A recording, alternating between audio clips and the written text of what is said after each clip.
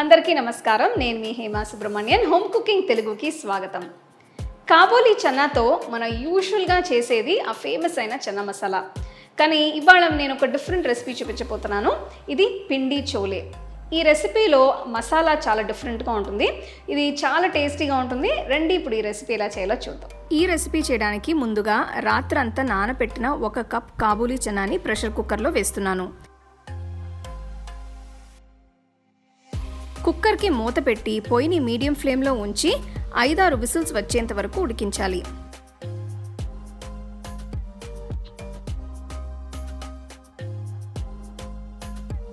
చన్నా చక్కగా ఉడికింది. మీరు కావాలంటే ఇలా చన్నాని మెదిపి చూడొచ్చు. ఇప్పుడు వీటిని పక్కన పెట్టుకోవాలి. మసాలా పొడి తయారు చేయడానికి ఒక ప్యాన్లో 1 టేబుల్ స్పూన్ ధనియాలు, 2 టీ స్పూన్ల జీలకర్ర, 2 టీ స్పూన్ల ఎండు దానిమ్మ గింజలు వేసి నూనె లేకుండా వేయించాలి.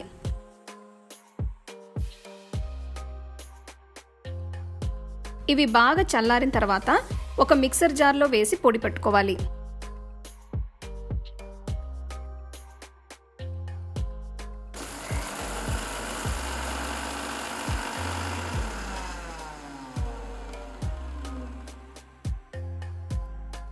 ఒక కడాయిని వేడి చేసి అందులో ఉడికించిన చన్నాని వేస్తున్నాను. చన్నాని ఉడికించిన నీళ్ళని పక్కన పెట్టుకోవాలి.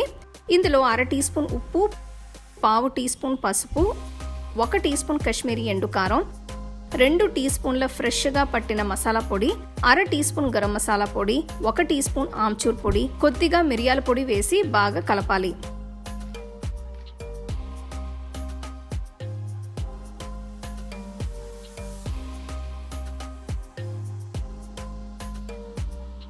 ఇప్పుడు చన్నాని ఉడికించిన నీళ్ళని ఇందులో పోస్తున్నాను. పొయ్యిని హై ఫ్లేమ్లో ఉంచి ఇది మసాలా కన్సిస్టెన్సీలోకి మారేంత వరకు ఉడికించాలి. చూస్తున్నారు కదా, ఇందులో ఉన్న నీళ్లు ఆవిరైపోయి కూర కొంచెం తిక్కగా అయింది. ఇప్పుడు పొయ్యి కట్టేయచ్చు. కూరలోకి తాలింపు కోసం ఒక గిన్నెలో 2 టీ స్పూన్ల నెయ్యి, 1 టీ స్పూన్ నూనె వేస్తున్నాను. ఇందులో 1/2 టీ స్పూన్ జీలకర్ర, 1 టీ స్పూన్ తరిగిన అల్లం, 1 టీ స్పూన్ తరిగిన వెల్లుల్లి, 1 టీ స్పూన్ తరిగిన పచ్చిమిరపకాయలు వేసి వేయించాలి. పొయ్యి కట్టేసి ఈ తాలింపుని చన్నా కూరలో వేస్తున్నాను.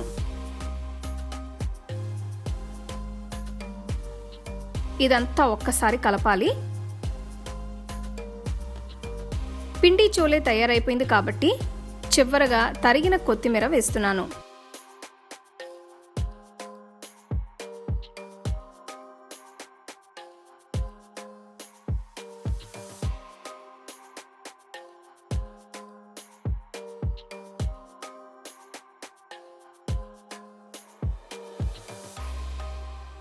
ఈ కూరని వేడివేడిగా పూరీలతో కలిపి తింటే అద్భుతంగా ఉంటుంది.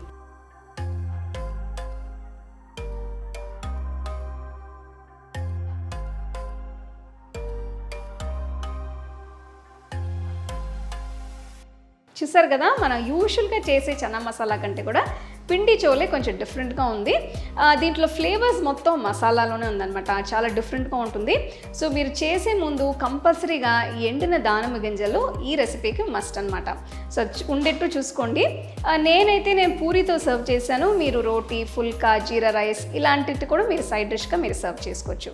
సో తప్పకుండా ఈ రెసిపీని మీరు ట్రై చేసి ఎంజాయ్ చేయండి.